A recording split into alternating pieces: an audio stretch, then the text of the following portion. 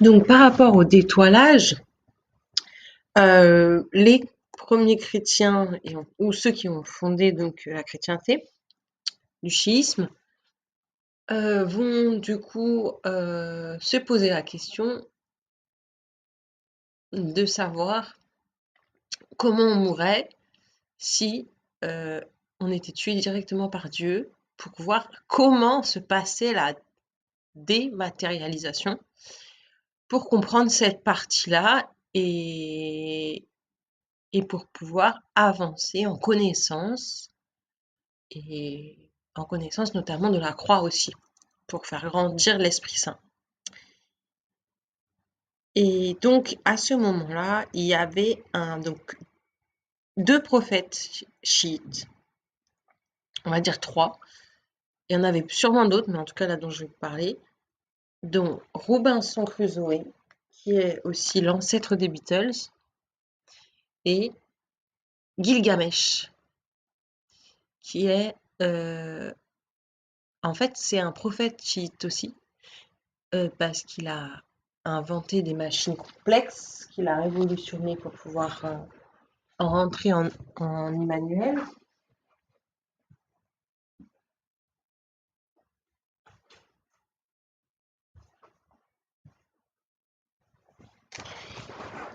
Et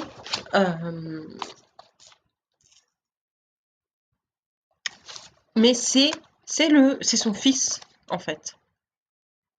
C'est le fils de Robinson. Et ce qui va se passer, c'est qu'il y en a un autre qui s'appelle Robinson, pas du tout, qui s'appelle Simbad. C'est pour ça que j'ai mis It Simbad sur le S de la royauté, parce que c'est un prophète, mais qui est mort. Et c'est très rare. Un prophète qui meurt, et c'est Dieu en plus qui le tue directement. Donc à ce moment-là, ils vont avoir vent de cette histoire-là. Et bah c'était un coup de triche, bien sûr. Et donc en fait, Robinson Crusoe, donc chiite, je crois qu'il est peintre, etc. Il est prophète, donc il est très connu. Et il va se faire enlever et il va se retrouver naufragé dans une île déserte. Et d'où on connaît Robinson Crusoe et son ami Vendredi qui se fait. Euh, euh, et en fait, Simbad le marin va venir à ce moment-là à Marseille, déguisé en marin qui a échoué, donc un peu amaigri, et il va du coup se faire passer pour Robinson. Et alors que c'était à la base un prophète.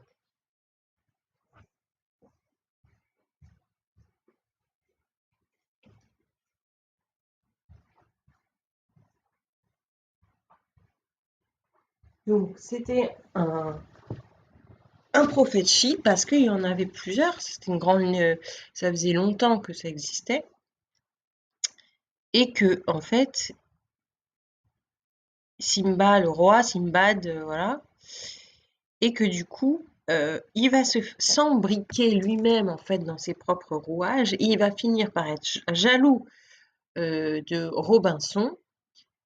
Il va tricher et pendant qu'il est rescapé, déjà au lieu d'aller l'aider à être retrouvé, parce que tout le monde le cherchait, parce que c'est un mage, un roi des Calanques, il va se faire passer pour lui et arriver déguisé un petit peu en démon comme ça, affamé, et on va lui dire, bah, justement, on va lui dire voleur de palais.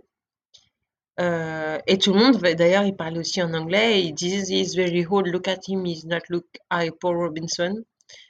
Does he look like so weak yesterday? Donc ils posent plein de questions parce qu'ils ne savent pas, ils se disent mais c'est vraiment lui, il avait pas l'air si faible, etc.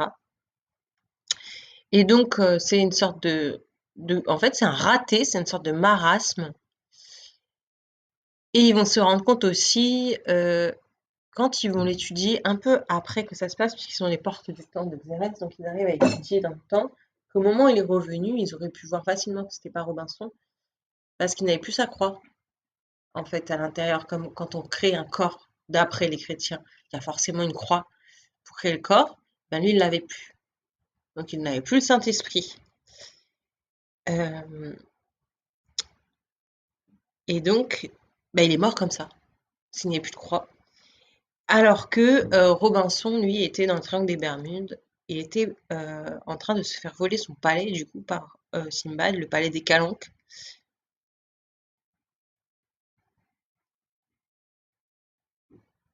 Et c'est notamment les requins aussi qui ont essayé de l'attraper.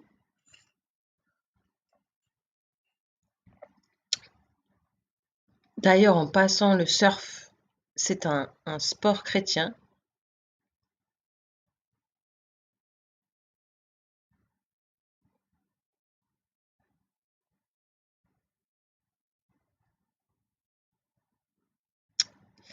Et du coup,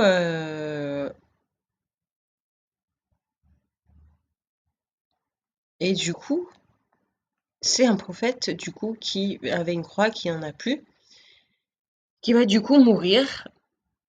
Il va se faire tuer parce que il a volé le palais. Et quand on lit le conte de Simbad, en fait, c'est Robinson qui lit la fable. Elle est intéressante, un peu longue, mais c'est Robinson qui la lit. Donc c'est quelqu'un qui a voulu faire son propre mirage, mais il va aller beaucoup plus loin. Et je vous raconterai dans le prochain.